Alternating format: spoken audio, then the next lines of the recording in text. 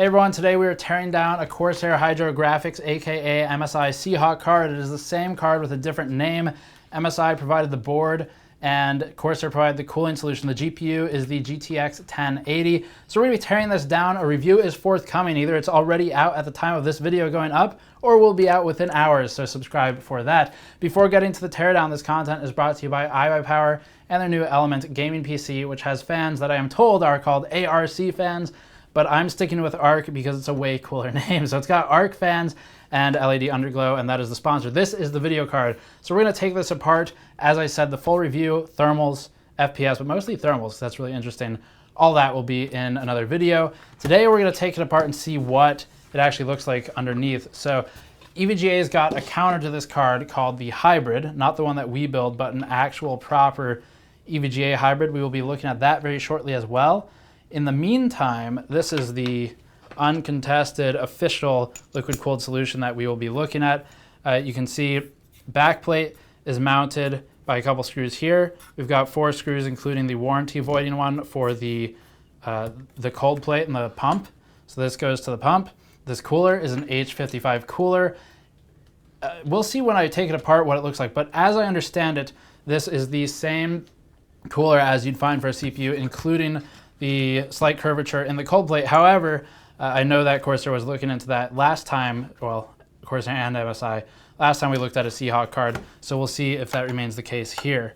It may be a flat cooler now, which would certainly be better for cooling GPUs.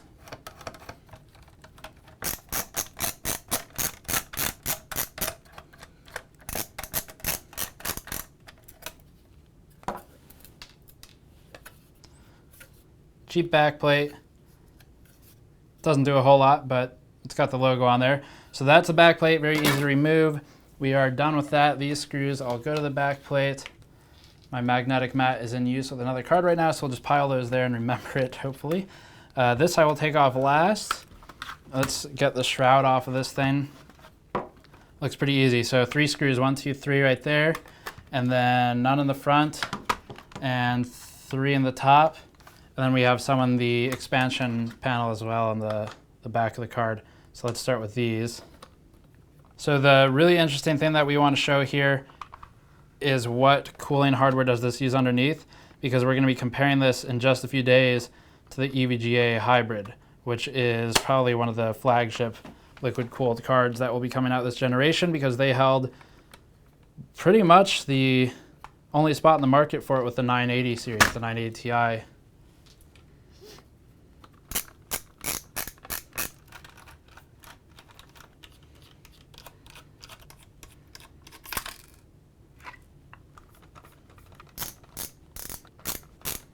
All right, cool. So, Corsair branded shroud comes off. Can this come off yet? There's a screw in the underside somewhere. There's a screw in the underside. Okay, so that's the expansion plate. This has a fan or an LED connected to it somewhere. There it is. There's an LED of some kind in there. Okay, that's disconnected, and then feels like there's a fan over here maybe, obviously, but the cable, what the hell is stuck? All right, cool. Broke something.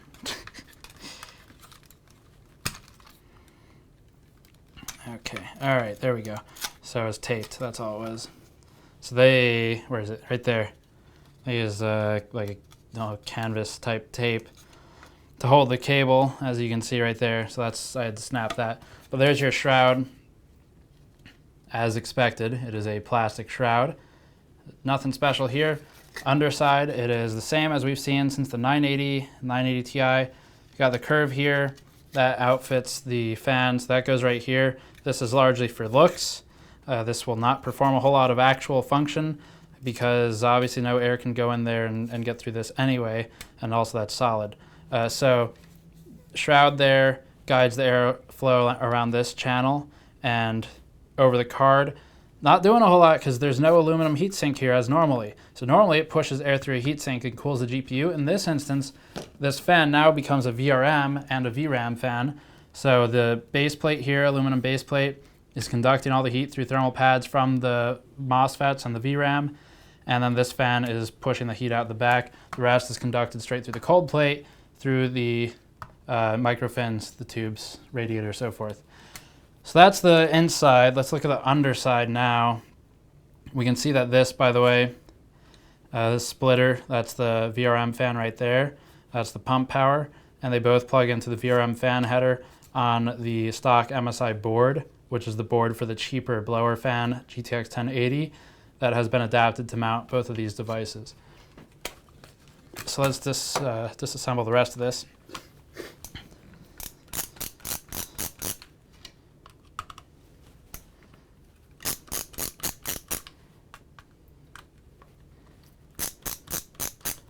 Think there's any evidence that we... Wait, does it say removed? Yes. The warranty is only void if it's removed. As with one of the previous cards we worked on, we are not removing it. So, good workaround there, except all of it's on camera anyway. So, and also this is a loaner card.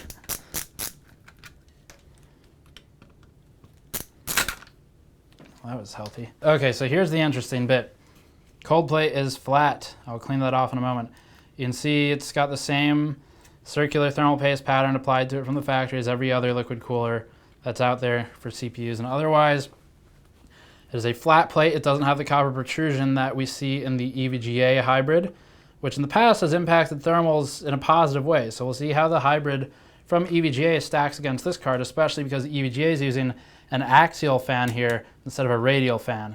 So EVGA is going with a 100mm circle push fan rather than this small thing. So that will be very interesting thermally to look at, but we don't have one yet. So today we're just looking at this card. Flat plate, H55 plate. It looks like it does not have any curvature in it, just by eyeballing it. So I'm not sure if they've modified the cold plate to be a flat plate, but if they have, that's a good thing because GPUs are flat. Let's clean off this GPU though and look at the rest of it. But we've all seen this one by now. So it's GPU 104-400, of course. That is the 1080, and obviously an A rev, so it's A1. So there's your GPU. That does in fact prove that it's 1080 if the performance didn't already, which again will be in our review coming up very shortly, if not already on the channel. And certainly not the cleanest I could get the cold plate, but you get the idea. So there's your flat, basically perfectly flat copper plate. That's what you want. You want a flat plate for a flat GPU for the silicon. It's different from a CPU where the surface, there's an IHS on the surface, and so there's a natural curvature of that IHS, which is a factor for CPU coolers. So if you just straight apply a CPU cooler to a GPU, it's not going to work as well as a flat cooler would do, which it looks like Corsair's taken into account here this time. Okay, cool. So those cables you should never pull by the actual cable, but I did for a little bit. So here's the rest of it. Very simple. We've got a plate, metal plate.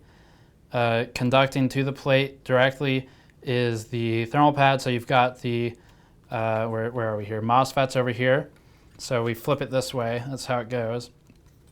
So you can see this aligns with the MOSFETs. Capacitor banks over here as well. Chokes, inductors, those don't need to be actively cooled. That's why they stick out here. Well, they are actively cooled by the fan, in fact, but they're not cooled by the base plate directly because they can hit like 120 plus Celsius and be mostly fine. And they're naturally going to dissipate the heat anyway because they're just large coils. So inductors go there, MOSFETs, capacitors, things like that. VRAM right here. You can see we've got 1, 2, 3, 4, 5, 6, 7, 8 VRAM modules. That means they're 8 gigabit modules. So 1 gigabyte each. So you've got 8 gigabytes of VRAM as you would with a GTX 1080. It is GDDR5X. That cools these two, that cools the top, that cools those. That's pretty much it. Let's look at this and see if there's any obvious signs of other things. So we're obviously missing an inductor here. There's some missing MOSFETs, things like that. So there's places on the board where they've downcosted or something to remove them. And See if there's any extra BIOS spots or anything. I mean, as we've seen previously, there's solder points here for another set of pins if you wanted it as a manufacturer to face out this side instead of the top. So that's still there, just like the Founders Edition card, which this is very similar to. So that's the Seahawk / Hydro Graphics teardown anyway. We've got 1, 2, 3, 4, 5 phases plus 1 for memory.